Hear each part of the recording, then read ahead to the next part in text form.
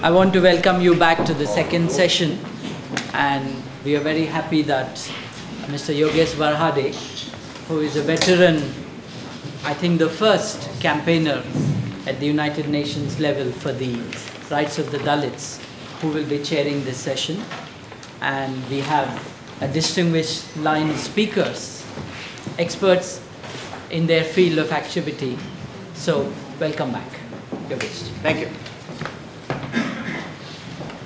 Good morning, ladies and gentlemen. My name is Yogesh Varhade. I'm a founder president of the Ambedkar Center for Justice and Peace, based in North America, with the branches around the world, including a major branch in India, which is very active. This issue is a very serious issue which affects more than 250 million population directly and more than 1 billion population indirectly.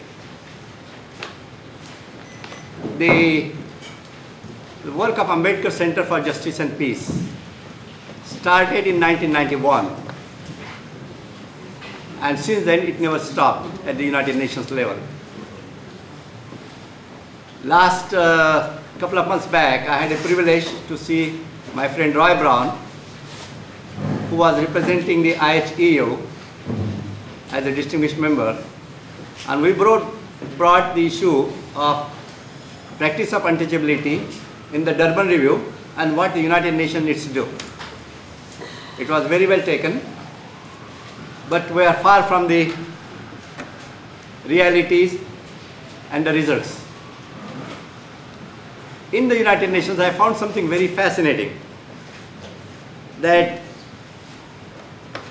the country which has got the maximum problems of child labor, bonded labor, child prostitution, extreme poverty, destitution, because of the caste system, they are still not ready to accept that they have a serious problem. Patient is not accepting that he is so seriously sick and unable to take the medicine. That's what it boils down to. So, which means we have a lot of homework to do. This seminar is a very important step in that direction. Enlightening the civil society, taking the support of the civil society to move forward, and generating the public pressure, which is a very important factor in pushing the governments to do what they are supposed to do. There are 3 phases of it. One is the people's action. Second is the government's action, so the bureaucrats, police, judiciary. And third is the international pressure.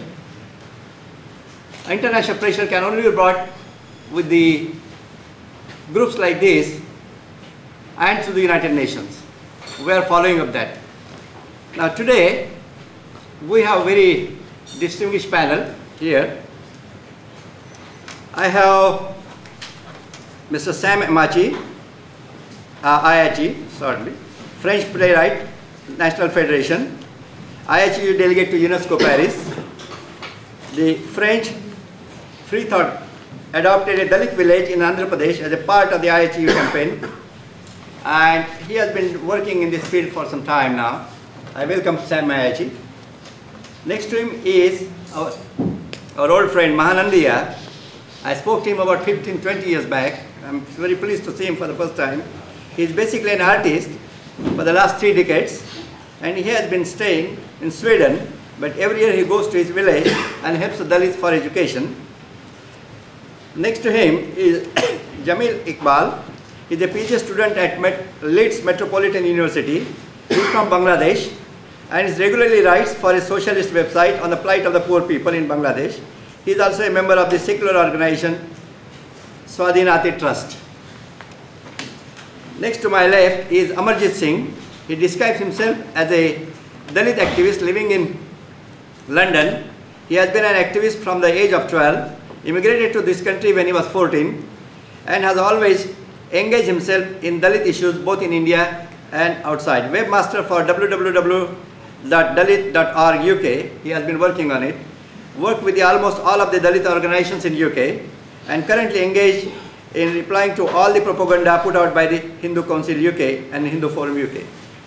And the last one is our friend Leo Igwe, who is the founder and executive secretary of the Nigerian Humanist movement, IHEU representative in West Africa, and at the African Commission on Human and People's Rights in Gambia.